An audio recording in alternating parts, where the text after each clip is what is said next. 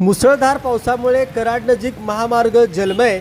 कोयना धरणातून पाणी सोडल्यामुळे कृष्णा कोयना नदीची पाणी पातळी वाढली। तर नवीन उड्डाण पुलावर धबधब्याचे दृश्य। कराड व पाटण तालुक्यात शुक्रवारी पहाटेपासून मुसळधार पावसाने जोरदार हजेरी लावली असून जनजीवनावर त्याचा परिणाम जाणवू लागला आहे। पुणे बंगळूर राष्ट्रीय महामार्गावर कराड नजीक उपमार्गावर मोठ्या प्रमाणात पाणी साचल्याने वाहनधारकांना मोठी कसरत करावी लागत आहे। अनेक ठिकाणी वाहतुकीचा वेग मंदावला असून वाहनांच्या रांगा लागल्याचे चित्र दिसत आहे।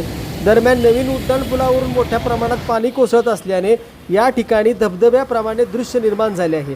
तसेच कोयना धरणाच्या पाणलोट क्षेत्रात सुरू असलेल्या संततधार पावसामुळे धरणाचे 6 वक्र दरवाजे 6 फूट उचलून नदीपात्रात सुमारे 6000 क्युसेक पाण्याचा विसर्ग सुरू करण्यात आला आहे।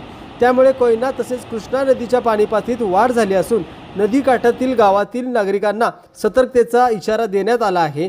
याचबरोबर टेंबू बंधाऱ्याचे 9 दरवाजे उचलण्यात आल्याने तेथे अडवले जाणारे पाणी कृष्णा नदीपात्रातून मोठ्या प्रमाणात सांगलीच्या दिशेने वाहू लागले आहे।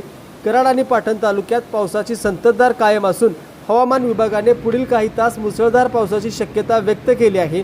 त्यामुळे नागरिकांनी नदी, ओढे, पूरग्रस्त भाग आणि धरण परिसरात जाणे टाळावे तसेच प्रशासनाच्या सूचनांचे पालन करावे असे आवाहन करण्यात आले आहे। मुक्तागिरी न्यूजसाठी संदीप चेनगे, कराड।